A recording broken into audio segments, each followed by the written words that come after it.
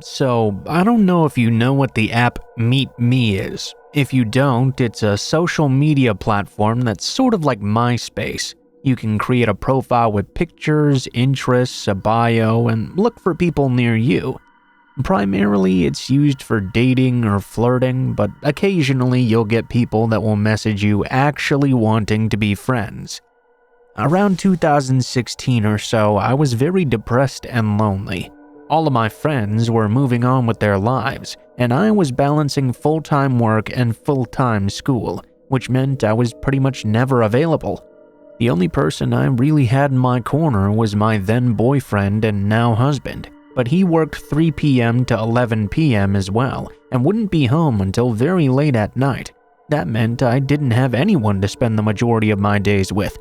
We both agreed that I could download the app and block all the guys that didn't respect my relationship. I'd be using it to focus on trying to find people to talk to, game with, and making friends with the same hobbies nearby. Actually, it went pretty well for the most part. A lot of people respected my wishes, and I actually made quite a lot of great friends off of it. Then, one guy messaged me though. He had commented about something in my bio. I had said something along the lines of taken and owned. He wanted to know what I meant by owned, and I told him that my boyfriend and I were together and would sometimes dabble in BDSM. Primarily though, I only put it out there so people would stop flirting with me. He wanted to know some of the specifics of our bedroom things, and I told him that wasn't really any of his business. He then went on to tell me that he loved the idea of being called daddy. I ignored him because I knew he was trying to flirt, and I didn't want any part of this creepy guy's antics. I should have blocked him in that moment, but instead I just closed the app. I didn't have notifications turned on anyway, so I forgot all about him pretty much. The next time I opened it a few days later though, I saw that he was practically having a conversation with himself. He had been talking about how he loved the idea of his girl dressing up as a little kid and acting smaller, that he loved when she called him daddy, and he noticed I was bisexual. He said he wanted me to help his 11-year-old daughter understand her sexuality by making out with her while he watched. That immediately drew my attention. I didn't know if he was being truthful or not, but that was a terrifying idea, that he had a preteen daughter that he was abusing for his own sexual desires. Needless to say, I called the local non-emergency number, explained the situation, and they sent an officer to our house while he looked through the messages with me. The man enlisted his location as about 30 minutes away from my city. The officer wanted me to continue talking to him until we could pin down his exact location. The officer even helped me type certain things to say, such as encouraging him to tell me the name of his daughter, the sort of things he wanted to do to her, what he'd already done, and how he really wanted me to help. It eventually led to him wanting to meet me that very same night. He gave me his address but not his apartment number. The officer told me that my boyfriend and I should come on the call with him while he was backed up by 2 different cars. We took my boyfriend's car and drove to his apartment. Then I got out. I texted him that I was there and he called me up. The officer had previously told me that I should not go up to his apartment alone, but I didn't want the guy to be suspicious of me just standing in the parking lot. I made my way up, knocked on the door, and he let me in right away. In fact, he grabbed me and kissed me and pinned me up against the wall. I pulled away and told him I had to go to the bathroom. Immediately, I went inside and texted my boyfriend to let him know what the apartment number was. Next thing I knew, I heard a loud banging sound and 2 officers screaming for the guy to get on the ground. The other officer had me unlock the bathroom door and help me get out of the apartment. They stayed up there to search his house for possible pornography and other incriminating evidence. In the car, I had to write a statement as well. I was truthful about the whole thing, and unfortunately, because I'd willingly walked into the apartment at first, they couldn't tie him to any kidnapping charges for pulling me in. They did tell me, though, that he thankfully did not have a daughter in the house. And there was not any evidence of any children having lived in it that they could find. They were able to secure his computer, though, his flash drives, and his work laptop, as well as his cell phone to look through. They couldn't tell me the specifics of what they found. but based off the looks the officers were giving me, it was not good news. On the way back, I was silent and shaking. I was upset with myself for getting myself in that situation in the first place, embarrassed by how it had turned out, but most importantly, scared at what they had found, worried about my boyfriend and how he was feeling, disgusted by how the man had kissed me, exhausted by the entire ordeal. The officer continually apologized to me for getting me into the situation in the first place and allowing me to walk into the apartment, but I kept reassuring him that I was the one that had decided to do so in the first place. He refused to hear it though, and told me he would keep tabs on me just in case. I didn't hear anything for a few years. Around that time, we asked my boyfriend's father, who was a deputy sheriff, if he knew the officer and any of the details involved. My boyfriend's father informed us that they had found mountains of pornographic images of minors on his laptop and occult paraphernalia in his home as well. He didn't tell us much else of import. Any charges, his current whereabouts, or even what had happened to the man in the end. Honestly, I kinda didn't want to know. I'm happy that I got that gut feeling that told me something wasn't right though. I wish I hadn't been dragged into it myself, and I wish I hadn't walked into the apartment when I did. I still get chills when we drive into that specific city, and sometimes I have nightmares about him grabbing me and forcing himself on me. At least thankfully he didn't actually have a child, so our initial concern about his daughter was somewhat unwarranted.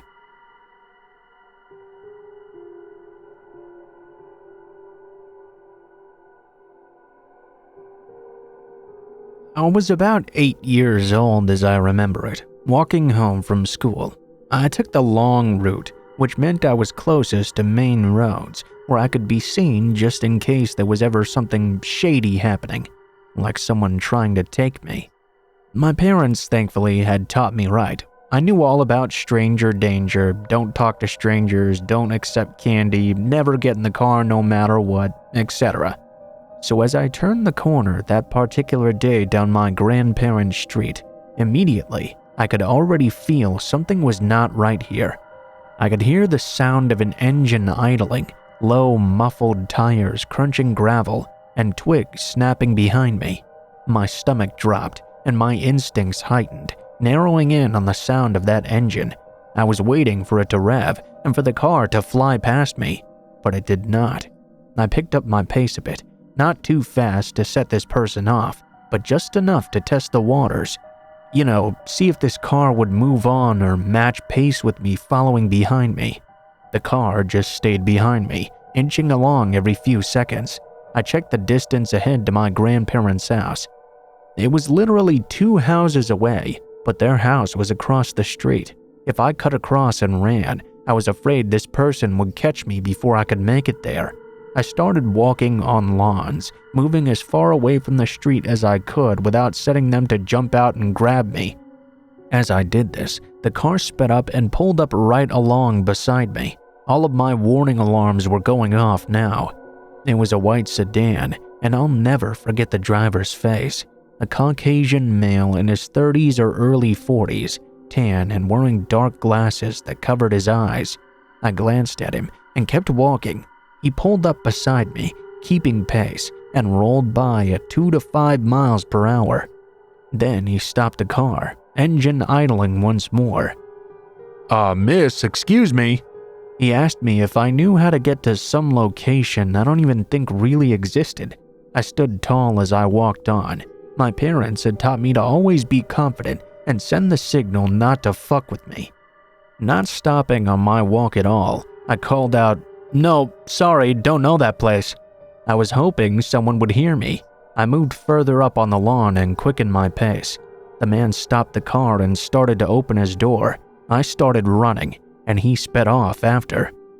I ran across the street to my grandparents' house, at this point shaking and crying. I told them everything that had happened.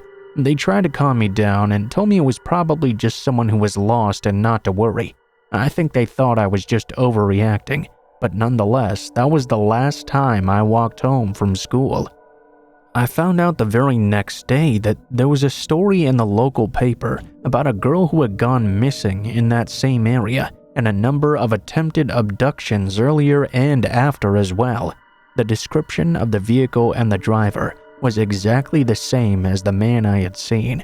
They never did find that little girl in the end. They did, however, catch and arrest the man. I guess that just goes to show you should always trust your instincts.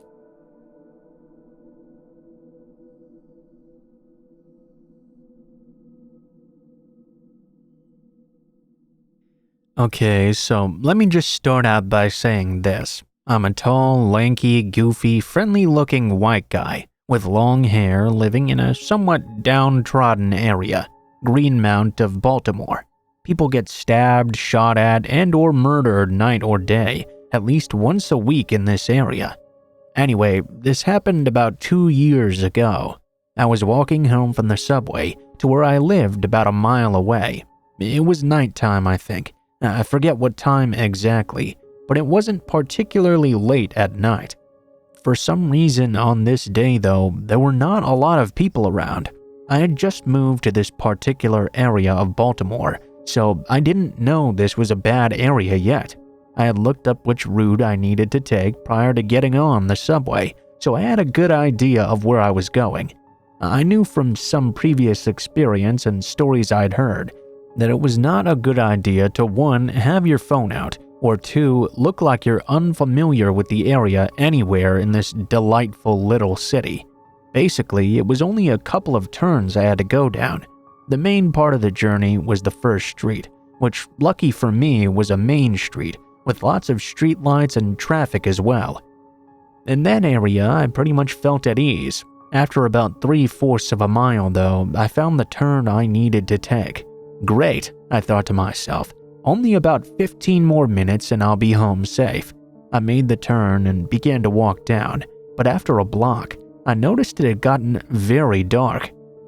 As I looked around me, I noticed this was because all the streetlights had been for the most part broken. Then the second red flag popped up. The row homes, it seemed, were almost all abandoned. There was trash everywhere. It was just heaped up all over the place. And there were rats scurrying in and out of the abandoned buildings. I got a chill up my spine immediately. I had been around these types of areas before, but there was something about this particular place that was scary. Then, up ahead about 3 blocks, I saw a liquor store with a neon-lighted sign and a bunch of teenagers and older guys standing right under it. Right next to this store was a corner store. So I'm walking down this street when all of a sudden this scruffy older guy appears out of the shadows and just starts staring at me. As I pass him by, I notice he's still staring, and I can make him out pretty clearly now. He was definitely homeless, or at least didn't care at all about personal hygiene. He was definitely a crackhead as well. His eyes were open comically wide, super red and spaced out looking, like there was no one inside his shell. To top it all off, he was looking at me like he wanted to murder me and eat my face. As soon as I looked at him involuntarily, his face turned into a snarl immediately, and then he called out, Hey white boy, what the fuck you looking at? I kept my head down and continued walking. Again, this was not really anything new, but for some reason, I was really starting to get scared now. There was something about this area I just didn't like at all. I kept on walking, but after a few more steps, I heard that guy once more. Hey white boy, get your ass back over here. Now I was scared. I kept on walking forward. My plan was to reach the corner store and go inside. I was sure this guy was going to follow me and plan on robbing me the entire way. Hey yo, I'm fucking talking to you, you stupid motherfucker. Who the fuck you think you're walking away from? I own this shit. It's my block. I looked back real quick just to see the man was now gaining on me. At this point, I was only a block and a half from the store though. I could make out the people gathered under the neon light of the liquor store better now, enough to make out the fact that apparently these were drug dealers. For me, this was great news. Drug dealers don't really want anyone messing with white boys walking through. Those kinds of guys are probably customers, and they don't want the block to get hot, which is slang for cops having to come there. Finally, I get to the blick with the stores. The crackhead was still following me. The drug dealers were now staring at me. They were not looking like the friendliest bunch of people. At this point, I was truly terrified, not sure who I was really scared more of, the guy behind me who seemingly wanted to kill me, or the guys in front of me who also seemingly looked like they wanted to kill me. Seriously, they were looking at me like I had 3 heads. I decided that I didn't want to stop inside this corner store. In fact, I didn't even want to be on this side of the street anymore. I made an abrupt turn and started crossing the street to the even darker side. And that's when I heard the drug dealers start yelling at me. Hey yo, what the fuck are you doing here? Where you going? You running? You scared? Then, at that point, I got really scared. My heart was beating fast, really fast, and I was shaking. The scariest moment was still about to happen though. I could hear one of the guys behind me say to another one in the crew, "Yo, give me the piece. Give me the piece. I'm about to make sure this bitch ain't no undercover." I looked back only to see him grab something from his friend. He grabbed it and started walking quickly over to me. They were all laughing in this really sick, sinister way. "I ain't done with you yet. Hey!" When I heard this, my heart literally skipped a beat. I thought I was going to die. I thought to myself, oh god, I'm going to get shot by this young gangbanger who'll murder me just to prove how tough and crazy he is. I literally took one look at him to get a last look at what I was facing, then turned and ran as fast as I possibly could. I cut through a quick cut-through and ran down one more block that was just as pitch black before I got to a really well-lit block with traffic and no trash or abandoned houses. I turned around to see if anyone was still following me, but there wasn't. The incredibly fearful feeling had now left me, but I crossed to the other side of the road before I stopped to catch my breath. The crazy thing was, I only lived a few blocks away from that street, but here in Baltimore, that's far enough to never ever see any of those people ever again. Thank goodness.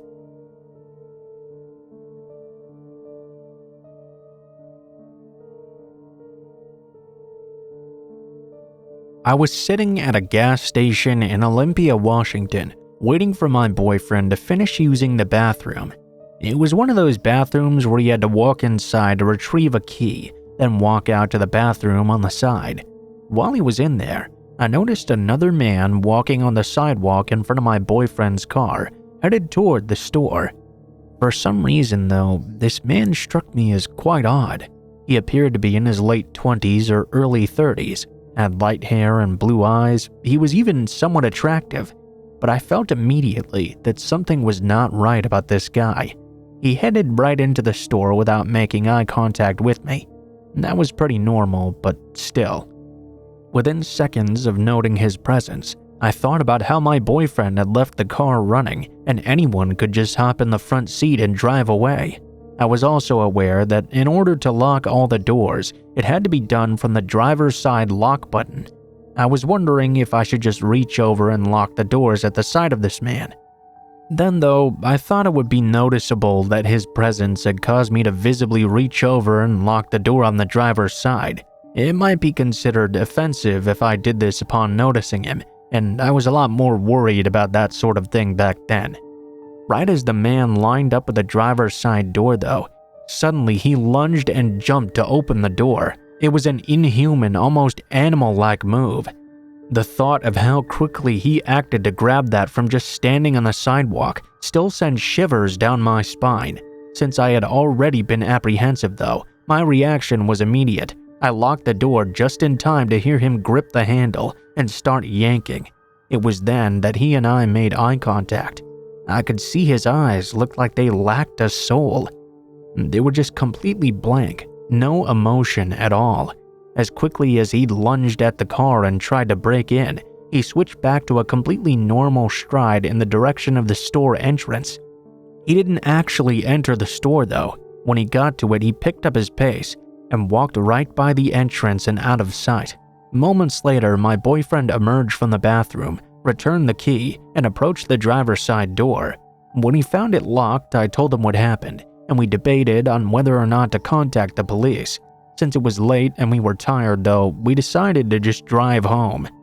My biggest takeaway I got from this situation was to trust my gut feeling when it's telling me something is not right. If I had doubted what this strange man's intentions were for less than a second, I could have been kidnapped, carjacked, or something even worse.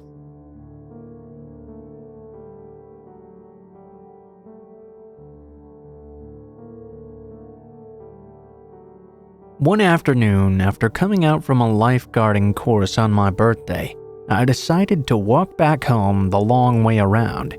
The long way consisted of a main street walk halfway, while the other half was through these dense woods that connected the back entry of a cul-de-sac in my neighborhood. There I was, walking along, and just as I'd entered that cul-de-sac, suddenly I got this intense feeling of dread, telling me to stop right now. As I looked out over the expanse, suddenly I thought it was not such a good idea after all. It seemed to be a lot more abandoned than usual. I turned around and instead decided to take my usual way, Main Street and neighborhood entry via road. About 2 hours later, I got a sudden knock at the door. I went to open it. 2 policewomen were there standing before me. They asked if I had been in the woods today and if I had seen or heard any suspicious behavior. This was quite startling, given I'd always felt secure and safe in my neighborhood. I replied no, before I remembered that feeling I'd gotten in the cul-de-sac before. When I told them about it, they went ahead and informed me there had been an attack in the woods just by that area, and the victim had been found dead. Absolutely tragic, as it was a young girl, around my age at the time actually. Her murder case hit the news, and I went to her funerary event and celebration of life. It was so tragic to know such a young, beautiful, and loved girl lost her life so brutally and randomly. Sometimes I still think about this event, wondering what could have been if I'd gone down that route instead. I wonder if I would have either witnessed the horror, or if I would have been the one attacked first. I'll never forget that moment for the rest of my life.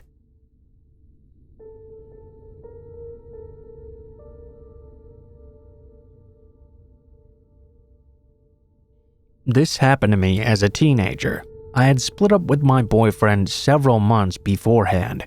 My best friend and I used to babysit our little brothers.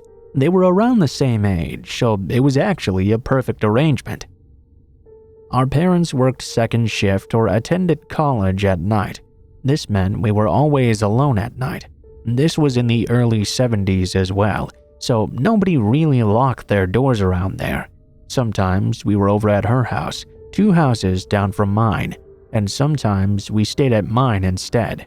This particular night we had started off at her house, then decided to go back to mine around 9 o'clock. As soon as we walked in my front door, I saw it immediately. My older sister was living in Hawaii. I had gotten a letter from her that day, but I hadn't opened it yet. When I'd originally left the house, it was laying unopened on the coffee table. My friend walked inside the door first and immediately started up the stairs to my bedroom. At that exact moment, I saw the letter had been opened and read. I screamed at her to stop and come back downstairs, but it was already too late. When I got to the top of the stairs, she was coming out of my room. Her face looked like all blood had been drained from it. She closed my door tight behind her. I tried to non-verbally ask if there was someone waiting in my room.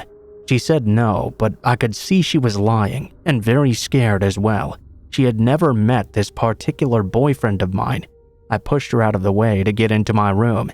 As soon as I tried to open the door, I hit something behind it.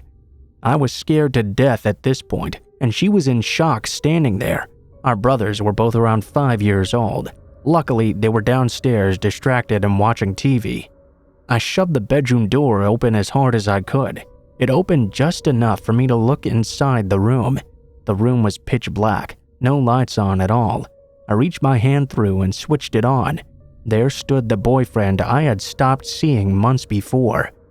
When my friend had walked into the room, he grabbed her and put his hand over her mouth. He told her who he was and not to scream or else. He wanted to surprise me. When she'd come out of the room, she was in shock. She was actually so afraid she couldn't speak. She was afraid of him grabbing her. She was afraid he was going to hurt me. She was trying to keep me from going into the room without having to say anything out loud. Needless to say, after I recovered from the initial shock, my fear turned into rage. I was not even listening to what he was saying. I tried to stay calm so our brothers wouldn't get scared.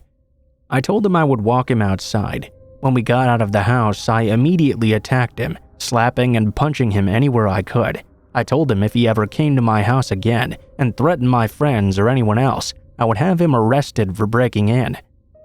My poor friend was still trembling.